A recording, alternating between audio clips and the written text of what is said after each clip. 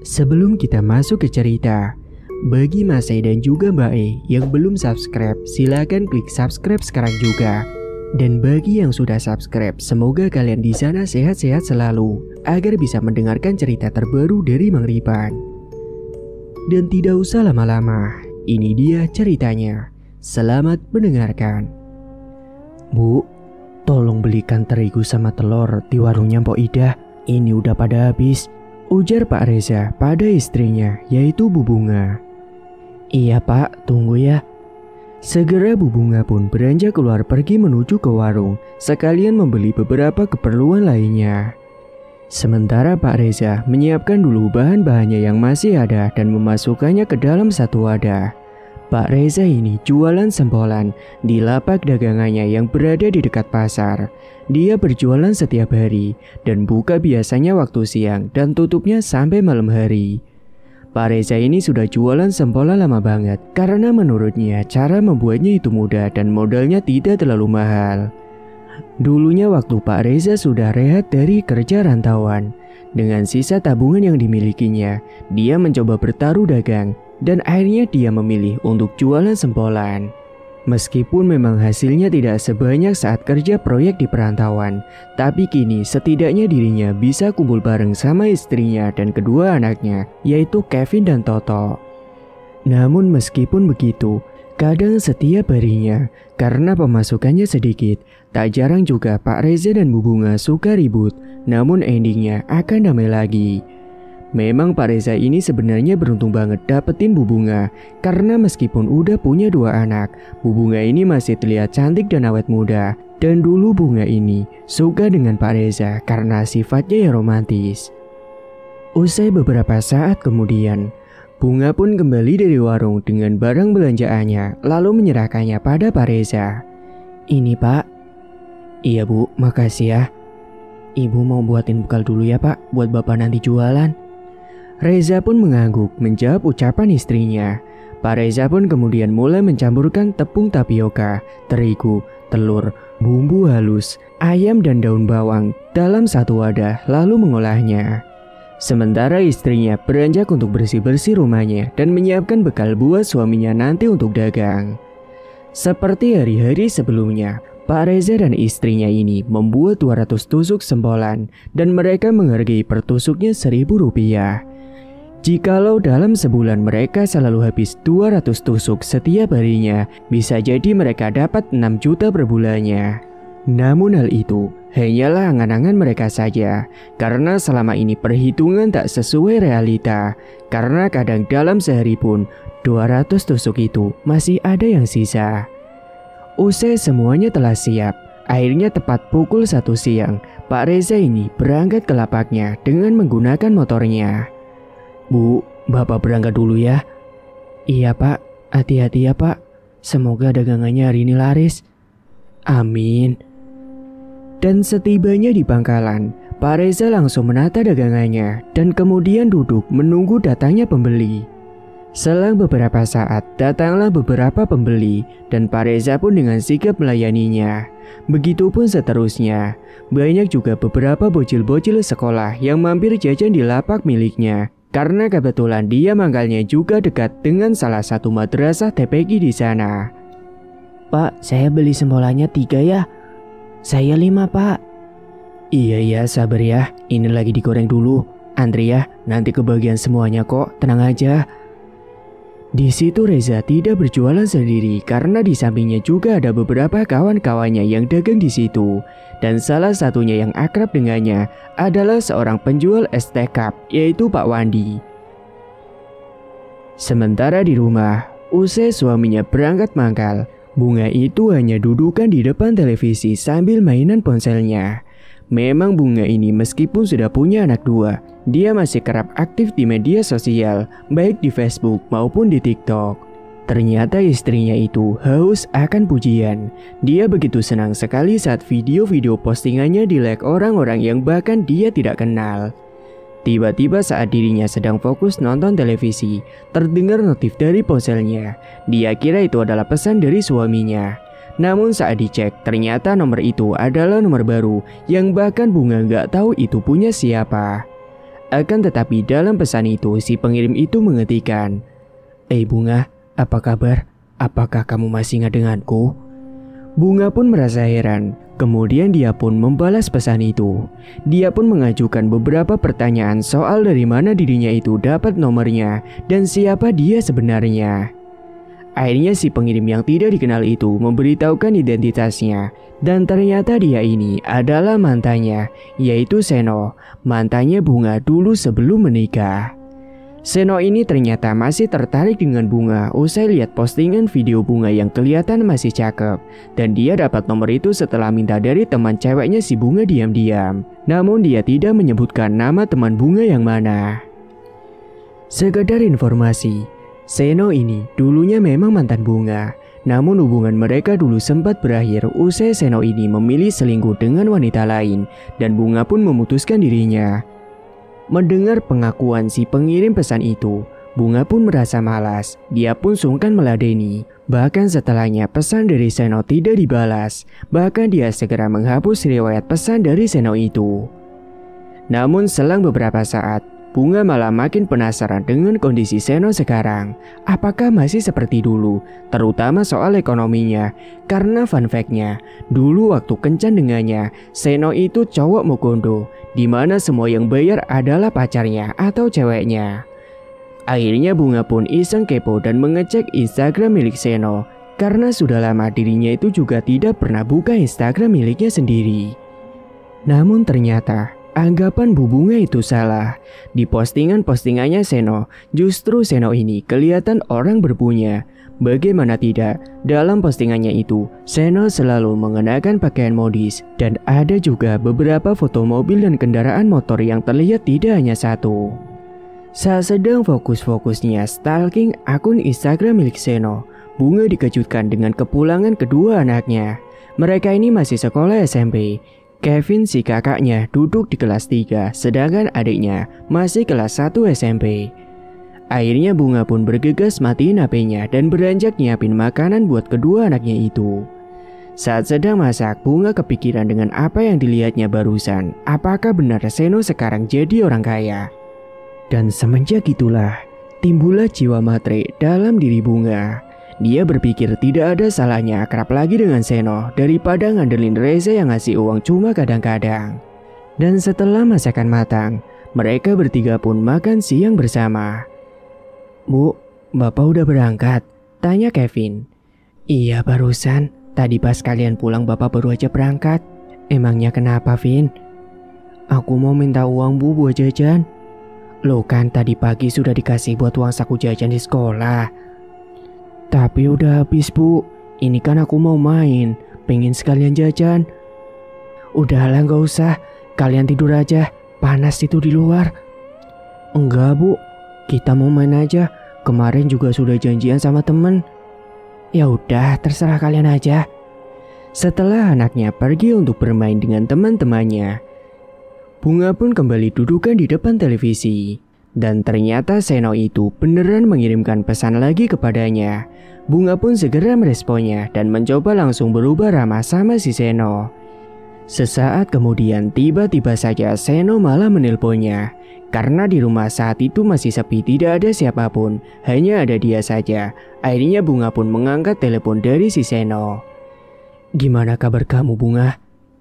Baik kok Sen, kamu sendiri gimana? Ya ginilah, baik juga. Oh iya Bung, kamu mau ketemuan sama aku nggak? Kapan dan di mana Sen? Kalau besok gimana? Nanti kita ketemu di taman kota. Iya boleh, tapi nanti jamnya aku kabarin ya. Soalnya aku harus nyari waktu yang tepat biar nggak ketahuan sama suamiku. Iya, aku nurut saja sama kamu. Mereka pun akhirnya teleponan sangat lama sekali, bahkan membahas hal-hal yang tidak perlu. Bunga sampai lupa untuk beres-beres rumahnya karena sudah keasikan teleponan kala itu. Sementara di tempat lain, Reza di lapaknya dia sibuk banget karena alhamdulillah hari ini pembelinya lumayan banyak. Dan setelah lumayan sepi, Reza kemudian beli es di Pak Wandi dan kemudian memakan bekal yang tadi disiapkan oleh istrinya dari rumah.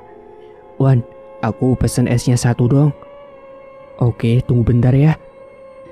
Kala itu, Reza bersyukur karena masih bisa memenuhi kebutuhan keluarganya, terutama anak-anaknya, ya meskipun masih pas-pasan. Namun dia berharap semoga kedepannya kelak dia bisa punya banyak uang. Dia akan rela capek kerja dan panas-panasan asal keluarganya bisa bahagia. Dan singkat waktu, sore harinya, Reza pun segera beranjak pulang ke rumah. Kala itu Bunga masih nyapu teras rumah padahal sudah hampir maghrib. "Loh, baru nyapu, Bu?" "Iya, Pak. Tadi Ibu ketiduran." Jawabnya berbohong. Padahal sebenarnya Bunga dari tadi teleponan sama Seno sampai lupa waktu. Setelahnya Reza pun masuk ke dalam rumah untuk langsung mandi karena merasa gerah.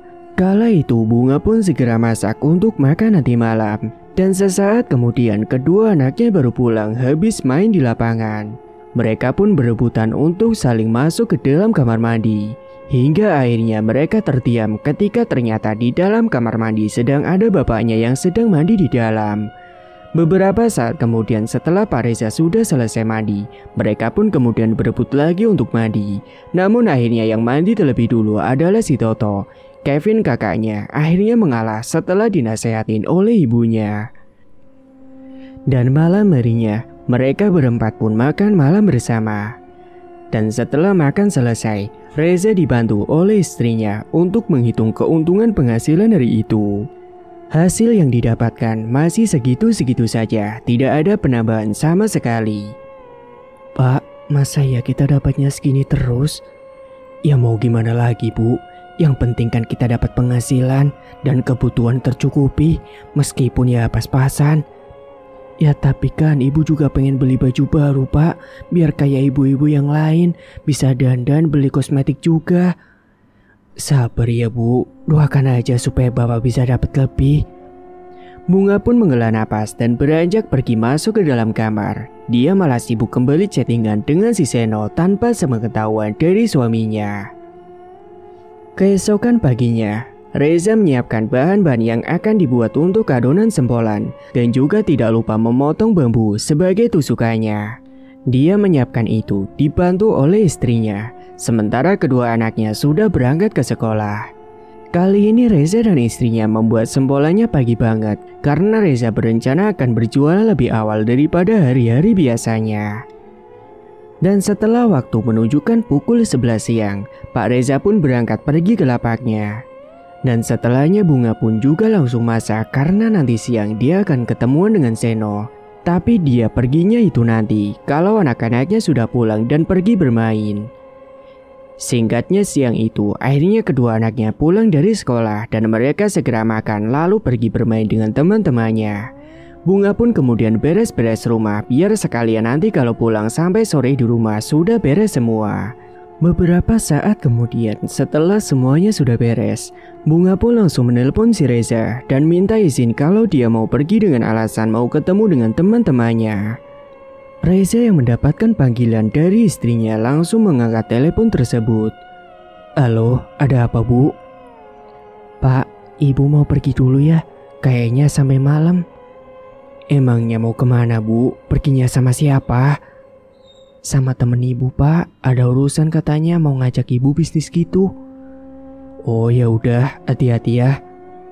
"Iya, Pak. Makasih ya." Bunga pun senang kala itu. Dia segera mengabari Seno untuk ketemuan. Setelahnya mereka pun ketemuan di taman kota dan kemudian mereka pergi ke mall karena Bunga akan dibelanjakan baju oleh Seno. Malam hari pun telah tiba. Reza pun sudah sampai di rumah dan kala itu Bunga belum pulang. Akhirnya Reza dan kedua anaknya makan malam bersama dengan lauk yang tadi siang dimasak oleh Bunga. Beberapa saat kemudian ketika mereka sedang makan bersama, tiba-tiba Bunga itu datang baru saja pulang. "Bu, dari mana aja?" tanya anaknya.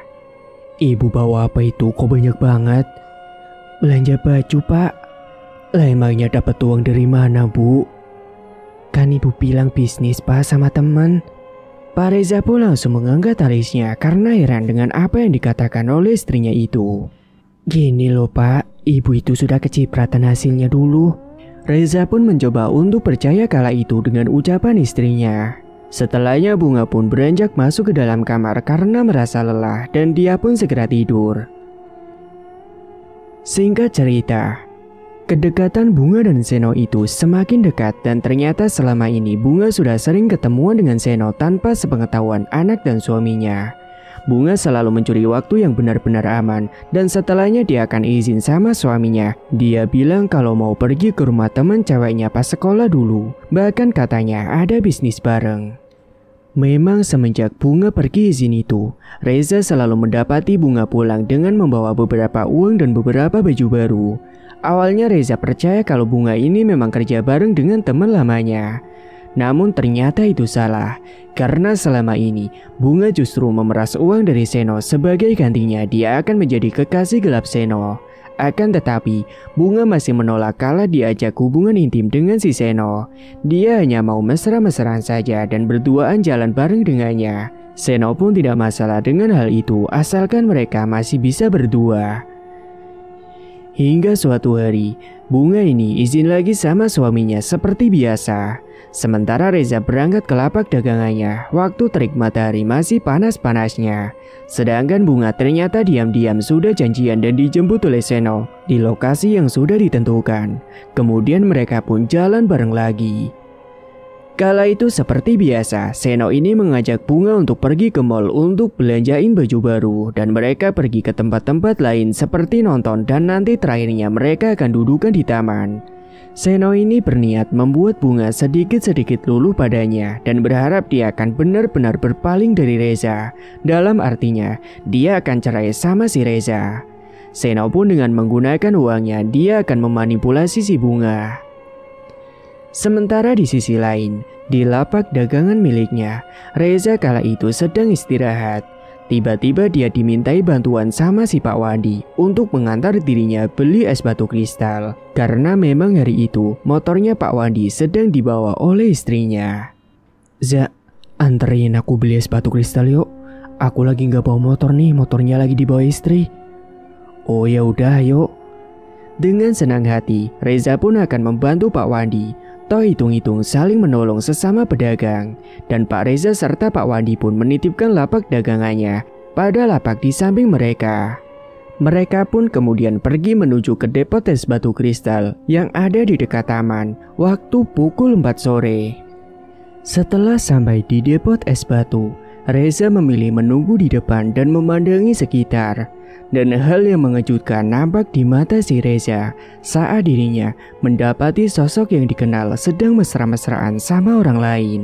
Iya, sosok itu adalah istrinya yang tadi izin mau pergi sama temannya. Kenapa kini malah berduaan dengan pria lain?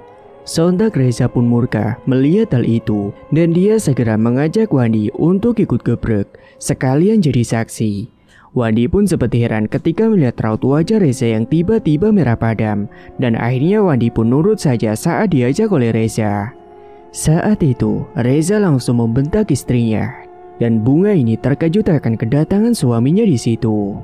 Reza benar-benar marah kala itu. Dia kecewa karena ternyata istrinya telah membohongi dirinya dan malah asik-asikan kencan dengan pria lain. "Kurang ajar, jadi selama ini kelakuan kamu di belakang aku kayak gini? Bilangnya ada bisnis sama temen tapi ternyata gini," ujar Reza yang marah. Dimana si Reza itu juga tahu soal Seno karena dulu Bunga pernah cerita soal mantannya itu. Bunga pun hanya kikuk tidak bisa berkata apapun dan akhirnya terjadilah perkelahian antara Reza dan Seno. "Kau juga sudah tahu Bunga sudah menikah tapi kau masih ganggu dia dan mau merusak hubungan rumah tangga kami," ucap Reza pada Seno. "Itu bukan urusanmu, dia juga yang mau sama aku," timbal Seno membela dirinya sendiri. Akhirnya kemudian perkelahian mereka pun dihentikan oleh beberapa warga yang ada di situ. Kemudian Reza langsung menarik tangan Bunga untuk memaksanya mengajak pulang. Reza juga meminta maaf pada Wandi karena dia harus mengantarkan istrinya dulu. Dan terpaksa Wandi harus pulang sendiri. "Wan, maaf ya, kamu nanti pulangnya naik ojek aja ya." "Iya nggak apa-apa Za, aku paham kok. Selesaikan saja di rumah masalahnya dengan baik-baik ya. Jangan pakai kekerasan, pakai kepala dingin." Nasihat si Wandi kepada Reza untuk menyelesaikan masalah dengan istrinya itu dengan kepala dingin. Singkatnya setibanya di rumah di mana anak mereka juga sedang ada di rumah, Reza langsung memarahi Bunga habis-habisan. Kamu ini sadar gak sih? Kamu sudah punya suami dan 2 anak, tapi kenapa kamu tega mengkhianati kami? Salah kamu sendiri, Mas. Tidak pernah memberikan aku uang banyak dan baju. Bahkan makannya aja sehari-hari gitu-gitu aja. Jadi jangan salahkan aku kalau aku sampai cari laki-laki lain yang banyak uangnya. Astagfirullahaladzim, kamu itu sungguh benar-benar keterlaluan. Namun Reza mencoba tetap bersabar. Dia tak ingin rumah tangganya itu hancur gara-gara mantan sialan itu. Apalagi mereka sudah punya 2 anak. Bunga gak tahu bagaimana kerja kerasnya Reza selama ini yang panas-panasan cari nafkah demi keluarga kecilnya itu. Reza justru heran mengapa Bunga ini begitu mudahnya terpancing dengan uang yang dimiliki oleh Seno. Awalnya Reza menduga kalau Bunga dan Seno sudah kebablasan sampai Indahoy. Namun Bunga langsung membantah bahwa selama ini dia hanya jalan kencan saja, tidak sampai melakukan hal begituan. Reza pun kemudian memberikan peringatan terakhir untuk jangan sampai lagi mengulangi perbuatannya itu. Ingat kata ini, aku akan beri peringatan kepadamu. Kalau kamu masih sayang sama anak, maka kamu harus berubah. Bahkan ternyata kala itu Kevin dan Toto melihat pertengkaran kedua orang tuanya itu dari balik pintu kamarnya. Akhirnya Reza pun memutuskan untuk pergi ke lapaknya lagi melanjutkan dagangannya dan meninggalkan Bunga di rumah untuk bisa menetralkan pikirannya terlebih dahulu. Dan tak lupa Reza ini mengambil ponsel milik Bunga dan menukarkannya dengan HP lawas milik si Reza. Pak Reza akan memblokir nomor si Seno beserta medsos-medsos milik si Bunga. Akhirnya kala itu Reza pun segera kembali beranjak menuju ke lapak dengan perasaan yang sebenarnya masih meluap-luap. Sedangkan Bunga hanya muring-muring kala itu. Namun dia memutuskan masuk kamar karena takut anaknya ikut campur dan malah menyalahkan dirinya. Setibanya di lapak, Reza langsung diberondong pertanyaan oleh si Wandi. Apakah masalahnya itu sudah diredakan? Kala itu Reza hanya menanggapi sewajarnya saja dan setelahnya dia kembali fokus ke HP. Meriset HP itu agar kembali ke setelan pabrik, agar akun medsos milik si Bunga benar-benar hilang semuanya. Singkat waktu, usai maghrib telah berkumandang. Dia terduduk di lapak dengan kondisi masih lesu. Kemudian Pak Wandi menghampiri dirinya yang kala itu sudah selesai berbenah dan hendak segera pulang. Kenapa melamun? Udah malam nih, ayo pulang. Nanti ajalah, aku lagi malas untuk pulang ke rumah. Aku ini masih kesel sama itu Seno. Kurang ajar dia itu, sudah berani-beraninya ganggu istriku. Mendengar curhatan teman sesama pedagangnya itu, Pak Wandi malah menyarankan sesuatu yang ekstrim. Pak Wandi ini menyarankan kepada Reza untuk datang saja ke dukun dan membuat Seno itu menderita lewat jalur dukun. Pak Wandi juga menuliskan alamat dukun itu dan diberikan kepada Reza. Wandi juga menjamin pasti Seno nanti bakalan menderita hidupnya karena dulu Wandi ternyata juga pernah nyaranin temannya yang kala itu mau nyantet seseorang karena dendam pribadi. Akhirnya Reza pun tertarik dan akan mencobanya. Kemungkinan dia besok akan langsung pergi ke sana, lebih cepat lebih baik. Makasih ya Wan, nanti mungkin besok aku akan langsung ke sana. Ya udah kalau gitu aku pulang duluan ya Za. Akhirnya Wandi pun beranjak pulang duluan. Tak lupa Pak Reza berterima kasih kepadanya. Singkat cerita, benar saja esok harinya Reza mutusin untuk libur dagang dulu. Dia berangkat menuju ke lokasi dukun itu. Bahkan pagi itu Bunga juga masih ngambek padanya. Namun Reza tidak memperdulikannya. Singkat waktu, usai kesana kemari mencari rumah yang dicarinya itu, akhirnya sampailah Reza di rumah dukun yang bernama Mbah Mulyo dan segera dirinya menyambangi rumah itu. Mbah Mulyo yang kala itu masih berada di luar rumahnya langsung menanyakan maksud kedatangan Reza ke situ. Permisi Mbah. Mau apa kamu datang kemari? Saya mau nyantet seseorang Mbah, biar hidup orang itu jadi menderita. Mendengar hal itu, Mbah Mulyo pun segera mengajak si Reza untuk masuk ke dalam dulu. Singkatnya Reza itu langsung nyampein secara singkat dan jelas kalau dia berniat mau menyantet seseorang. Mbah Mulyo pun menyanggupi permintaan dari Reza, namun dia harus tetap membayar jasanya itu. Tergantung request, jika sampai mati maka harganya lumayan mahal. Namun kalau hanya membuat orang itu agar hidup sengsara saja, harganya itu murah. Akhirnya setelah dipikir-pikir, Reza pun meminta paket sengsara saja dan Reza juga nanya apakah Mbah Mulyo bisa menerima jasa pesugihan. Mbah Mulyo pun lantas nanya Reza ini punya usaha apa, dan setelah menjelaskan, Mbah Mulyo pun nawarin sesuatu kepada Reza untuk menjalani pesugihan bambu hijau saja. Kamu bisa pakai pesugihan bambu hijau. Nanti kamu harus bertapa dan mengambil bambu di kebun keramat untuk pertama kalinya. Dan kamu harus menggunakan bambu dari kebun itu dulu. Dan setelahnya kamu baru boleh pakai bambu biasa. Namun itu juga ada ritual yang lainnya. Akhirnya Reza pun setuju saja. Pokoknya dia ingin bisa nyantet Seno. Sekalian dia pengen agar dagangannya itu laris manis dan bisa punya banyak uang. Akhirnya Mbah Mulyo pun memulai ritualnya di siang hari itu, di mana dia akan mengirimkan santet pada si Seno. Mereka masuk ke dalam ruangan ritual, dan setelahnya Mbah Mulyo pun mulai merapalkan mantranya di depan kemenyan yang sudah dinyalakan. Asap pun mengepul di dalam ruangan itu. Kemudian Mbah Mulyo mengambil sebuah boneka pocongan, kemudian diasapkan, sembari dirinya terus mengucapkan beberapa mantra. Sesekali Mbah Mulyo menusuk-nusuk boneka pocongan itu dengan menggunakan jarum yang tajam di bagian kakinya yang nantinya akan menyebabkan kaki Seno itu mengalami kelumpuhan. Hembusan angin kencang masuk ke dalam ruangan itu membuat suasana semakin mencekam. Sesaat kemudian, Mbah Mulyo meletakkan boneka pocongan itu pada sebuah wadah yang sudah ada darah kental di sana, yang ternyata itu adalah darah dari ayam cemani hitam. Kemudian setelah itu boneka tersebut akan ditanam di bawah pohon besar yang ada di belakang rumahnya Mbah Mulyo. Singkatnya, usai pengiriman santet telah usai, Mbah Mulyo mengajak Reza untuk pergi menuju ke kebun bambu yang angker yang ada di tengah kebun yang sepi penduduk. Bahkan suasana di lokasi itu sangat redup sekali. Setelahnya mereka berdua pun duduk bersila dan Mbah Mulyo membacakan mantra di depan sesajen. Hembusan angin kencang datang membuat suasana begitu mengerikan kala itu. Apalagi pohon bambu yang bergoyang ke sana kemari karena kena hembusan angin kencang yang datang. Reza hanya duduk menatap apa yang dilakukan oleh Mbah Mulyo. Dan mendadak tiba-tiba muncullah sebuah asap yang tidak berbentuk dan tidak berwujud.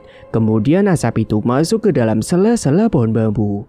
Setelahnya Mbah Mulyo berujar pada Reza untuk memotong beberapa bambu di situ dan nanti dibawa pulang. Sekarang kamu potong-potong bambu itu dan nanti kamu bawa pulang. Pak Reza pun manut-manut saja. Kemudian dia mulai memotong kecil-kecil agar nanti mudah diletakkan di motornya. Mbah Mulyo juga memberikan sebuah mantra untuk kedepannya. Jika Pak Reza mencari bambu lain, cukup bacakan mantra itu saja pada sebuah air, lalu siramkan air itu pada bambunya yang baru. Dan ini mantra nanti kamu rapalkan ketika kamu mencari bambu selain dari pohon ini. Cukup bacakan mantra ini dan kamu bacakan pada air, lalu siramkan air itu kepada bambunya. Baik Mbah, saya paham. Reza pun yang paham, dia langsung segera membayar mahar yang telah tadi dijanjikan. Dan dirinya langsung pamitan untuk kembali pulang ke rumah. Singkat waktu, malam harinya, di rumah Pak Reza dibantu oleh Kevin dan Toto nyiapin tusukan sempolan dari bambu tadi. Sementara Bunga masih ngambek dan tidak mau ketemu dengannya. Setelah semua siap, dia akan lanjut besok dan malam itu dia memilih tidur lebih dulu karena sudah letih. Sementara di sisi lain, di malam itu di rumah Seno yang sedang di perjalanan mau pulang karena dia habis dari klub malam bersama dengan teman-temannya. Dan saat dirinya sedang dalam perjalanan, tiba-tiba saja Seno ini dikejutkan dengan kemunculan sosok pocong yang sangat menyeramkan sekali, berdiri di depan jalan yang akan dilewatinya. Akhirnya Seno yang kala itu ketakutan dan terkejut ada sosok pocong di depan mobilnya. Dia langsung banting setir ke kiri dan akhirnya dia menabrak sebuah pohon besar yang ada di pinggir jalan. Seno pun mengalami kecelakaan dan mobilnya ringsek parah. Akhirnya dia pun dilarikan ke rumah sakit. Namun setelah dirawat di rumah sakit, Seno ini ternyata mengalami koma dan kala itu di dalam mimpinya itu, dia didatangi oleh sosok mengerikan. Sosok bertubuh tinggi besar dengan kedua mata merah menatap tajam ke arah dirinya sambil berkata, mulai saat ini hidupmu akan menderita dan sengsara. Kau akan lumpuh dan tidak akan bisa berjalan. Seno yang mendengar ucapan tersebut langsung ketakutan dan dia pun berteriak sekencang-kencangnya. Dan ajaibnya karena ketakutan akibat melihat sosok itu dalam mimpinya, Seno pun tersadar dari komanya. Dan benar saja apa yang dikatakan oleh sosok itu. Kakinya mati rasa, tidak bisa digerakkan. Seno mendadak mengalami kelumpuhan. Singkat cerita, besok paginya Bunga mulai rada tenang dan udah gak ngambek lagi, dan dia juga minta maaf sama Reza atas keilafannya itu. Lantas Bunga juga bantu mau nyiapin dagangan sempolannya. Kala itu Reza langsung bikin 700 tusuk sempolan dan dibantu oleh Kevin dan Toto yang sedang libur sekolah. Bunga ragu apakah itu semua bisa terjual habis. Namun Reza bilang untuk buat saja, urusan laku ntar itu gampang. Dan singkatnya setelah Reza mangkal di pangkalannya, benar saja apa yang dikatakannya barusan. Berbondong-bondong orang langsung pada berdatangan memborong sempolan si Reza dan membuat Pak Wandi terheran-heran melihatnya. Bahkan tidak sampai waktu maghrib, 700 tusuk itu sudah habis semua dan Reza pun pulang dengan gembira membawa untung yang banyak sekali. Hingga akhirnya hari-hari berikutnya pun berapapun jumlah yang dia bawa pasti selalu ludes semua. Kini Pak Reza menjalani ritual kedua di mana dia nggak perlu pakai bambu dari kebun angker itu lagi. Dia menggantinya dengan bambu biasa, namun harus disiram dengan air yang sudah dilakukan ritual. Dan singkatnya semenjak hari itu, ekonominya pun mulai membaik. Reza pun bisa membelikan baju baru untuk istrinya dan juga anak-anaknya bahkan setiap minggunya. Mereka pun terlihat senang sekali, bahkan Bunga kini benar-benar lost dari si Seno. Sementara Reza dengar-dengar sekilas katanya Seno itu mengalami kecelakaan waktu malam hari saat mengendarai sebuah mobil. Dari kecelakaan itu Seno masih selamat. Namun katanya tulang kakinya itu patah dan membuat dirinya itu mengalami kelumpuhan, tidak bisa berjalan selayaknya orang normal. Semenjak saat itu Seno hanya terdiam di rumahnya, tidak bisa lagi pamer harta kekayaannya lagi. Karena tidak mungkin ada wanita yang bakalan mau sama pria yang gak bisa jalan seperti dirinya. Singkat waktu, 1 tahun berlalu, keanehan pun mulai terjadi di rumahnya Reza yang sudah direnov itu. Reza selalu merasa tidak tenang dan gelisah. Dia juga tidak tenang tidurnya dan selalu mimpi-mimpi buruk. Suatu malam, Reza yang kala itu jualan sempolan sampai malam hari di tempat lapaknya itu. Tiba-tiba saja dia dikejutkan dengan suara yang memanggil namanya. Namun saat Pak Reza melihat ke sana kemari mengedarkan pandangannya mencari sumber suara, tapi dia tidak menemukan siapapun. Karena Pak Wandi dan pedagang yang lain sudah pada pulang duluan, hanya ada dia saja di sana. Saat itu, tiba-tiba saja hembusan angin kencang datang menghampirinya, membuat hawa dingin menusuk ke dalam tulang. Seketika Reza pun merinding saat itu. Akhirnya dia pun segera beberes lapaknya untuk segera kembali pulang ke rumah saja. Semenjak dirinya melakukan pesugihan, Reza ini selalu mendapatkan gangguan yang membuat dirinya ketakutan sendiri. Bahkan saat perjalanan pulang menuju ke rumahnya itu, dia tiba-tiba mencium bau yang sangat busuk sekali. Sejenak dia mendengar ada suara wanita yang tertawa mengikik kencang sekali di malam yang sepi itu. Suasana jalan itu sangat sepi sekali dan gelap, tidak ada orang yang lewat satupun. Dia pun langsung merinding dan saat dia mencoba menoleh ke arah spion motornya, dia terkejut ketika melihat ada sosok kuntilanak yang terbang mengikutinya dari belakang. Sontak Pak Reza pun langsung berteriak sekencang-kencangnya di malam yang sepi itu. Segera Reza pun melajukan motornya dengan kecepatan tinggi agar sampai di rumah. Dan singkatnya sesampainya di rumah, Reza langsung beranjak untuk tidur karena dia sudah lelah. Sementara istri dan anak-anaknya sudah tertidur pulas di dalam kamarnya. Namun malam itu, ternyata Reza ini mengalami mimpi buruk. Dia bermimpi berada di sebuah kebun bambu hijau. Dan di sana dia melihat keadaan sepi sekali dan gelap gulita. Kala itu, tiba-tiba saja Reza ini dikejutkan dengan sosok genderuwo yang sangat menyeramkan. Dan sosok itu mengajak Reza untuk mengikutinya. Yang entah mengapa tiba-tiba saja Reza itu tubuhnya manut saja dengan ucapan sosok itu. Sosok itu membawa Reza pada sela-sela bambu yang ada di kebun itu. Dan betapa terkejutnya Reza ketika melihat di sana ada Toto anaknya yang terikat duduk di bambu diikat dengan tali. Wajah anaknya itu sangat pucat sekali dan dia terus menangis meminta tolong sama Reza. Dan bersamaan dengan teriakan itu pula, Reza langsung terperanjat bangun dari tidurnya.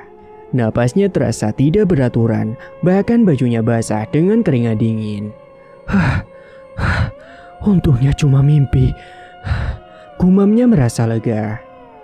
Akhirnya saat itu Reza bangkit menuju ke dapur untuk mengambil air minum agar menenangkan dirinya yang gelisah akibat mimpinya itu. Saat itu Reza yang sedang berada di dapur mengambil air putih, tiba-tiba dia mendengar ada suara ketukan pintu di depan rumahnya. Reza pun bergumam dalam hati, siapa malam-malam begini yang datang mampir ke rumahnya. Akhirnya Reza pun beranjak ke depan untuk membukakan pintunya. Dan saat pintunya dibuka, betapa terkejutnya Reza ketika di hadapannya itu ada sosok genderuwo yang berdiri menatap tajam ke arahnya, seolah sedang mengintimidasi dirinya. Seketika Reza langsung gemetaran tubuhnya berhadapan dengan sosok yang mengerikan itu, yang sama persis yang dilihatnya di dalam mimpi. Sosok itu kemudian berkata padanya, "Aku mau meminta tumbal, dan tumbalnya itu adalah anakmu, dan nantinya dia akan kujadikan abdiku." "Tidak, saya tidak akan memberikan anakku kepadamu. Bukankah sebelumnya tidak ada perjanjian itu sama sekali?" Reza menolak tegas dan akhirnya sosok itu menyerang dirinya dan membuat Reza terkapar di depan pintu. Keesokan paginya, Bunga yang baru bangun tidur hendak keluar membuka pintu rumah. Betapa terkejutnya dirinya ketika melihat suaminya telah terkapar di lantai. Kebetulan hari itu Kevin dan Toto sedang libur sehingga mereka langsung membantu mengangkat tubuh ayahnya itu ke dalam kamarnya dan dibaringkan di atas kasur. Dan semenjak saat itu, Reza ketika ditanya tidak bisa menjawab, dia hanya diam membisu. Dan semenjak itu juga, dagangan sembolanya itu juga berhenti karena tidak ada yang mau gantiin. Singkatnya 2 hari kemudian, masih belum ada perubahan. Pak Reza belum sembuh juga. Sudah diperiksa ke dokter, namun katanya normal. Bunga pun kemudian inisiatif untuk memanggilkan seorang ustadz. Malam itu Bunga hendak pergi ke rumahnya salah satu ustadz yang ada di dekat rumahnya. Kevin dan Toto disuruh untuk menjaga ayahnya sebentar. Dan singkatnya setelah Ustadz Hadi datang ke rumahnya Bunga bersama dengan dirinya. Kala itu Ustadz Hadi yang baru masuk ke dalam kamar merasakan hawa yang panas sekali. Dan setelah diterawang oleh Ustadz, beliau terkejut saat mengetahui kebenaran fakta bahwa ternyata Pak Reza ini telah menyimpang dan mencari uang dengan cara yang salah. Kemudian dengan pelan-pelan, si Ustadz Hadi pun mencoba menjelaskan semuanya kepada Bunga dan juga kedua anaknya. Setelah saya terawang, ternyata Pak Reza ini telah menyimpang dari ajaran. Dia mencari uang dengan cara yang salah. Dia telah menempuh pesugihan, ujar Ustadz Hadi. Ketiganya langsung mengucap istighfar kala mendengar penjelasan tersebut. Tapi Ustadz, tolong bantu saya sembuhkan suami saya Ustadz, pinta si Bunga. Baik Bu, saya akan mencoba membantu, asalkan nanti Pak Reza mau berjanji untuk bertaubat agar benar-benar sembuh dan tidak mengulangi perbuatannya lagi. Kemudian Ustadz Hadi meminta sebaskom air bekas perasan beras pada si Bunga. Dan beberapa saat kemudian Bunga pun datang membawa air bekas perasan beras yang dicampur dengan garam krosok pada Ustadz Hadi. Kemudian Ustadz Hadi langsung membacakan doa-doa kala itu dan tubuhnya Reza mendadak langsung meronta-ronta kesakitan. Bahkan dia pun sampai teriak menjadi-jadi. Ustadz Hadi sesekali mengolesi kakinya si Reza dengan air bekas perasan beras dan garam krosok itu sambil dibacakan doa-doa. Kesiur angin kencang masuk ke dalam rumah kala itu membuat suasana malam itu mendadak mengerikan. Kedua mata Pak Reza sampai melotot dan lehernya itu sampai terangkat karena menahan rasa sakit. Sampai pada akhirnya Pak Reza pun terkulai lemas di kasurnya karena akhirnya sosok yang ada di dalam tubuhnya itu berhasil dikeluarkan. Wajahnya terlihat pucat dan tubuhnya sangat lemas sekali. Setelahnya Ustadz Hadi memberikan segelas air putih yang sudah didoakan kepada Pak Reza untuk meminumnya. Usai beberapa jam lamanya, akhirnya Reza berhasil disembuhkan dan sedikit perlahan kakinya dan mulutnya itu sudah berfungsi kembali. Dia pun langsung mengucap syukur kala itu. Kemudian Reza juga minta maaf sama Bunga dan anak-anaknya karena dirinya telah terjerumus ke dalam jalan yang salah dan hampir saja membuat anaknya celaka.